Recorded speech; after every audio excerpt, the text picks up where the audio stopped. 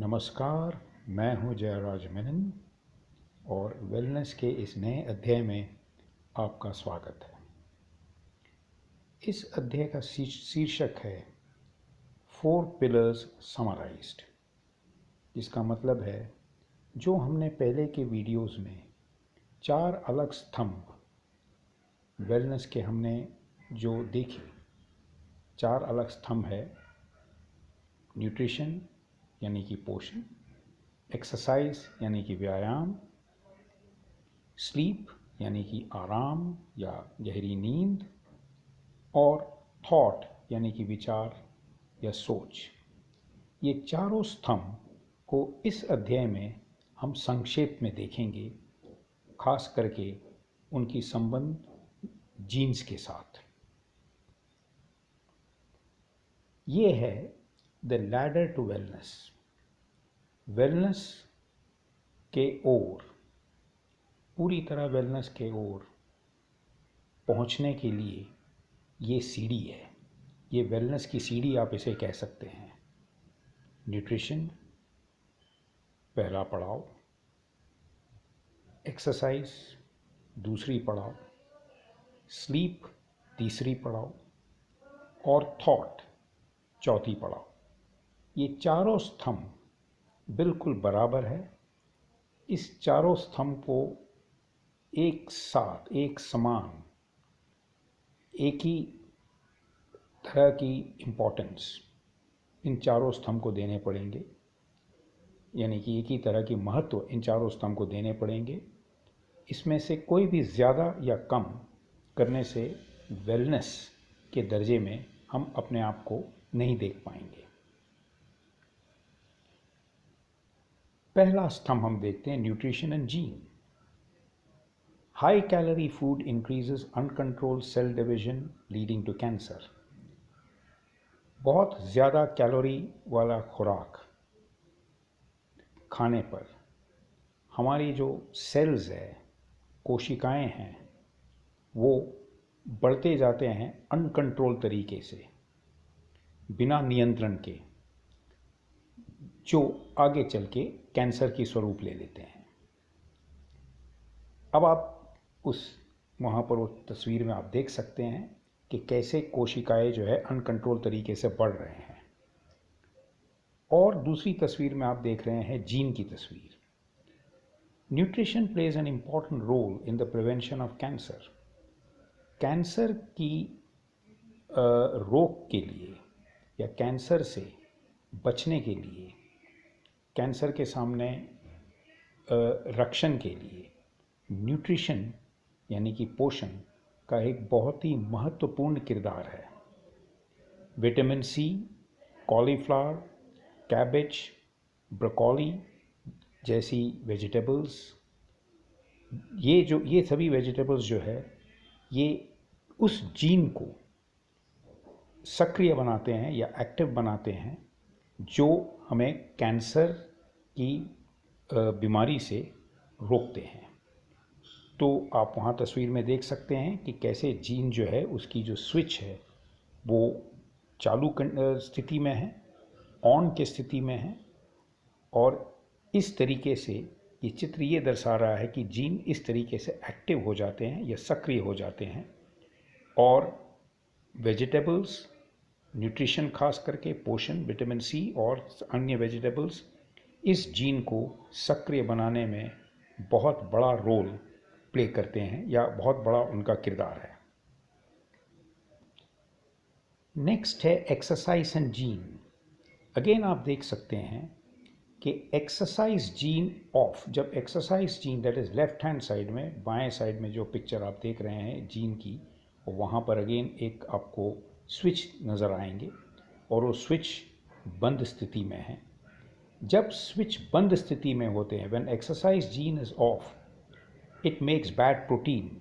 वो ख़राब किस्म की प्रोटीन बनाते हैं, और जब वो ख़राब किस्म की प्रोटीन बनाते हैं वो विच कॉजेज़ डिजीज़ का मतलब है ख़राब किस्म की प्रोटीन बनने से बीमारियां जो है वो हमारे अंदर उत्पन्न होना शुरू होते हैं।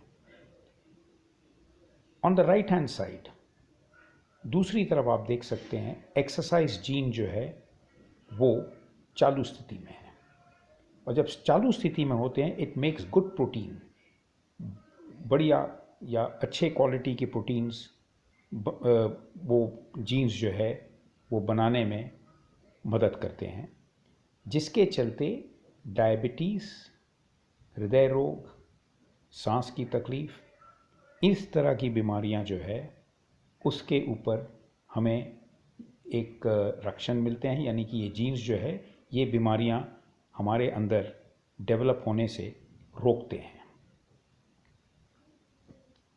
फिर है स्लीप एंड जीन, ये तीसरा स्तंभ है वेलनेस की। Quality sleep activates DNA repair gene.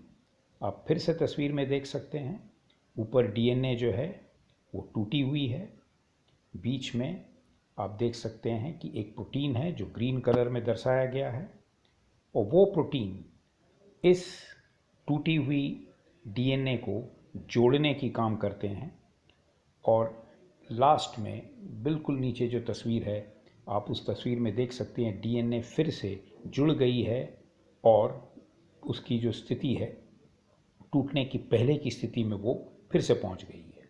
So quality sleep activates DNA. अब ये पॉसिबल कैसे है, ये होता कैसे है? ये तब होता है जब डीएनए को रिपेयर करने की जो जीन है, डीएनए को मरम्मत करने की जो जीन है, जब वो जीन सक्रिय होते हैं, और वो जीन सक्रिय तब होते हैं जब हमारी नींद या आराम बहुत हाई क्वालिटी की हो, कहने की मतलब गहरी हो, और पूरी तरीके से जिसको कहता है हमें आराम देती हो। तो इस तरीके से जो डैमेज डीएनए है, जो डीएनए जिसका नुकसान हो चुका है, जो टूट गई है, वो टूटी हुई डीएनए को फिर से जोड़कर नया बना देते हैं। ये है चौथी और आखिरी स्तंभ, थॉट एंड जीन।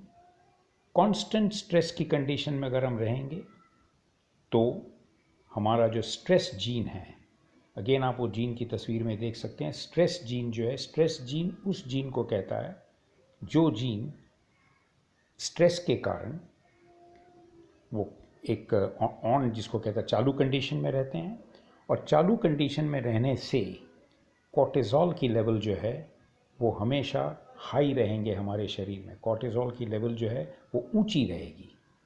कोर्टिज़ोल की लेवल ऊंची कुछ ही टाइम तक होना जो है वो ज़रूरी है। और ऐसी इन परिस्थितियों में, जिन परिस्थितियों में हम कोई खतरे की सामना कर रहा हो, और वो खतरे की सामना हमेशा जो है वो क्षणिक होते हैं, जैसे कोई अगर जानवर है जिसके सामना आप कर रहे हैं, खतरनाक जानवर, या कोई आप रोड क्रॉस कर रहे हैं और दूर से एक वाहन बहुत स्पीड में आपके तरफ आ रहे हैं और उससे बचने के लिए आप वहाँ से भागते हैं, रोड से जल्दी आप मूव कर जाते हैं। इसको कहते हैं बहुत ही, इसको कहते हैं ख़ास किस्म की एक संगीन परिस्थिति। और ऐसे परिस्थिति में कोर्टिज़ोल आपको आपके अंदर एनर्जी ले आते हैं और चुस्ती भी ले आते हैं, जो आपको भागने में या लड़ने में मदद करते हैं। और जैसे ही वो परिस्थिति टल जाती है, कोर्टिज़ोल जो है वो अपने आप डाउन हो जाते हैं। ये होनी चाहिए उनकी, ये उनका नॉर्मल स्वभाव है। लेकिन होता क्या है कि हम हमेशा स्ट्रेस के एक कंडीशन में जब हम रहते हैं, हमेशा स्ट्रेस में रहते हैं, तब ये कोर्टिज़ोल लेवल ऊंची रहती है, हाई रहते हैं हमारे ब्लड में। इसको अगर हम इसकी तुलना करें तो डायबिटीज़ के पेशेंट्स के जैसे, जिनकी ब्लड में, खून में शुगर की मात्रा हमेशा हाई रहती है। जब शुगर की मात्रा ज़रूरत से ज़्यादा हाई रहती है और हमेशा वो हाई रहते हैं और शुगर में तैरते रहते हैं, तो आप डायबिटीज़ की पेशेंट या मरीज़ बन जाते हैं। उसी तरह कोर्टिज़ोल की लेवल भी हमेशा हाई नहीं रहनी चाहिए। अगर वो हमेशा हाई रहेंगे तो आप मोटापा की तरफ जाएंगे, यानी कि वेट गेन होंगे, डिप्रेशन की शिकार लोग हो जाते हैं, ब्लड प्रेशर बढ़ जाती है, डायबिटीज़ के ऊपर आपका कोई कंट्रोल नहीं रहता और आप एक डायबिटिक बन जाते हैं, यानी कि डायबिटीज़ की मरीज़ बन जाते हैं। हृदय रोग की तकलीफ़ का आपको सामना करना पड़ सकता है। आपका चिड़चिड़ापन जो है, स्वभाव में चिड़चिड़ापन दिखाई पड़ना शुरू करता है और आप हमेशा ख़राब मूड में भी रह सकते हैं। तो कुल मिलाकर ये जो परिस्थिति है, ये डेफिनेटली एक बीमार व्यक्ति की आप कह सकता है एक बीमार व्यक्ति की निशानी है। तो थॉट और जीन का ये संबंध है। तो ये चारों स्तंभ जो है, पोषण, न्यूट्रिशन, एक्सरसाइज व्यायाम, स्लीप आराम, और थॉट यानी कि विचार और सोच, ये चारों स्तंभ की महत्व आपको समझ में आ गए होंगे। और ये एक्सट्रीमली महत्वपूर्ण है बिकॉज ये चारों के चारों स्तंभ जो है, इनका सीधा संबंध जीन के साथ है। और जैसे मैंने पहले भी कह चुका है, जीन जो है वो आपका, हमारा, आपका मीन्स हम सब का, सभी प्राणियों का भी, वो नक्शा कैरी करते हैं, प्रोग्राम्ड है वो, उसके अंदर प्रोग्रामिंग होते हैं। और वो प्रोग्राम अगर गड़बड़ा जाए तो अनगिनत अलग अलग किस्म की बीमारियों की इंसान शिकार हो जाते हैं और काफ़ी सारे तकलीफ़ों की सामना करना पड़ता है। तो इस अध्याय को हम यहीं समाप्त करते हैं। And once again thank you very much for your time.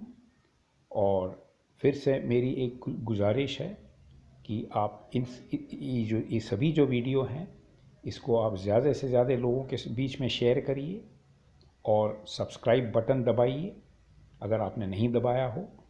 आपकी कमेंट्स भी आप लिखिए और जो कुछ भी सलाह है या जो कुछ भी आपकी विचार है वो आप उसमें डाल सकते हैं। So once again thank you very much. This is Jayaraj Menon signing of.